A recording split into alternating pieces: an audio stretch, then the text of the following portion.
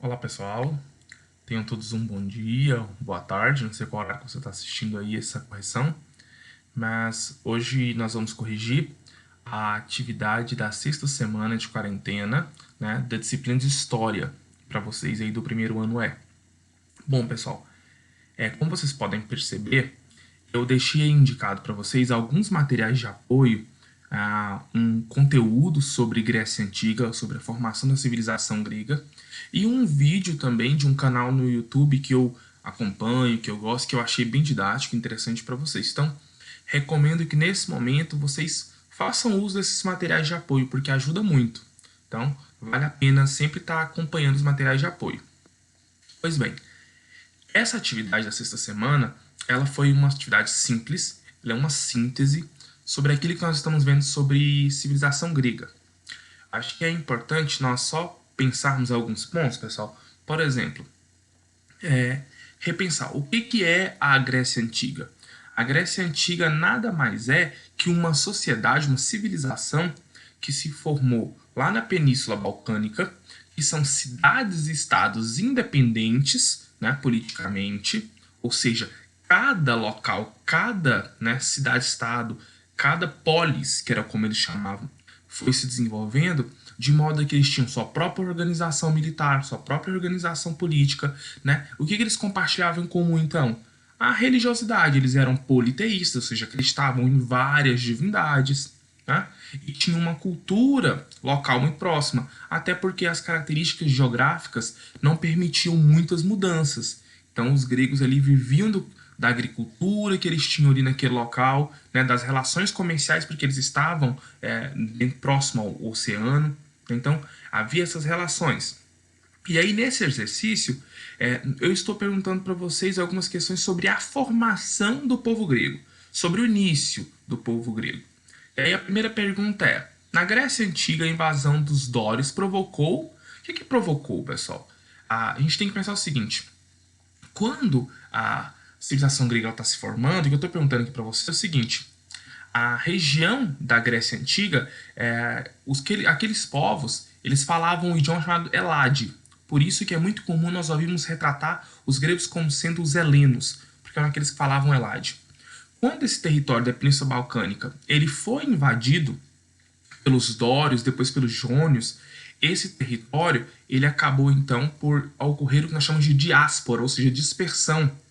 Os povos gregos tiveram que sair das suas regiões para ir para outros territórios. Então a invasão dos dórios fez com que ocorresse a primeira dispersão, que é essa descentralização, essa fuga do povo grego com receio da barbárie dos povos dórios, que eram já povos conhecidos pela sua violência, pela sua truculência, mas principalmente por serem povos guerreiros. Então, o que acarretou da invasão dos dórios foi a primeira diáspora grega, ou seja, a primeira grande dispersão grega.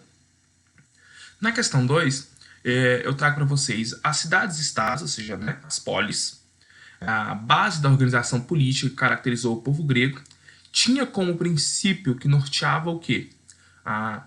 Aqui a alternativa correta, nós estamos falando que eram politicamente autônomas, mantinham política comum, possuíam princípios religiosos antagônicos, ou seja, que se opunham, possuíam organização econômica solidária, estavam unidas na política da organização do Mediterrâneo, que é o mar onde eles estão localizados na Península Balcânica. A resposta correta para isso aqui é que eles eram politicamente autônomos. O que quer dizer isso, professor? Quer dizer que a forma de governo que cada polis tinha é determinada por cada polis.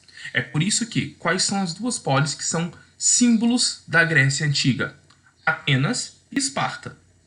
Atenas, berço da democracia, ou seja, das assembleias, do senado, de uma organização social que primava por ouvir a sociedade. Claro, quando eu estou falando de ouvir a sociedade, não é ouvir todos, mas é ouvir aqueles homens, né, que eram helenos, que eram gregos, que tinham renda, que eram abastados. Esses tinham voz, tinham uma certa idade, então tudo isso eles eram ouvidos. Lembrando que escravos, mulheres não tinham voz. Lembrando ainda mais que escravos lá na Grécia Antiga não é o conceito de escravo que nós temos hoje. Lá era escravo ou por dívida ou por guerra, né? Só pra gente pensar. Então, cada sociedade tinha essa sua organização, cada polis sua organização. Esparta era qual tipo de polis? Era a polis guerreira, era militarizada, tinha o maior exército, estava voltada para as relações de batalha, dominavam várias regiões, então é isso que se concentra. Na questão 3, eu pergunto sobre a Guerra do Peloponeso. Né? Fala assim, a Guerra do Peloponeso era um conflito entre duas cidades-estados e suas respectivas aliadas. Comente quem estava envolvido e por quê. Então, qual que é essa aqui? A Guerra do Peloponeso é uma batalha que vai... por que chama Guerra do Peloponeso, para começar?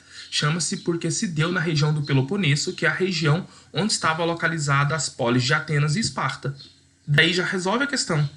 Ou seja, é um conflito sobre quem é que vai dominar a região do Peloponeso, as relações comerciais no Mediterrâneo, que foi disputado entre Atenas, a polis democrática, e Esparta, a polis militarizada. Então, era esse conflito. Por que eles estavam fazendo isso? Interesses comerciais. Eles queriam saber quem dominaria o Mediterrâneo. Não confundir, pessoal, com a guerra das chamadas guerras púnicas, que é a guerra lá de que envolve Cartago, né? Que era chamada de púnicas pelos espartanos. Então, é um outro conflito. Então, não confundir. E na quarta questão, que essa já todo mundo conhece muito bem, que é o que era o panteão. O panteão nada mais é do que a junção das divindades gregas. Então, quem aí já assistiu os desenhos lá do Hércules, né, o herói, sabe que o panteão grego é formado por várias divindades, né? Todos os deuses gregos, eles nasceram de Cronos, que é o deus do tempo, e aí Cronos teria tido filhos, né? E esses filhos de Cronos, né, teriam sido devorados por ele mesmo, né, o deus do tempo, e teriam restado somente os principais, que eram Zeus, Poseidon e Ares, né? E nessa relação é que depois vai surgir as outras divindades, sendo que o que retrata o mundo espiritual grego seria o Monte Olimpo, no qual Zeus seria a principal divindade. E nós temos toda uma organização sobre Deus, semideus, os monstros mitológicos. Então vale pesquisar. Existem na internet vários videozinhos sobre mitologia grega, existem livros sobre isso, então recomendo que vocês procurem. Então essa é a nossa correção de hoje. Qualquer dúvida, vocês podem entrar em contato comigo e torna a frisar. Esse material de apoio que eu disponibilizei para vocês é suficiente para responder essas questões. Espero que tenha sido útil e até a próxima correção. Um abraço.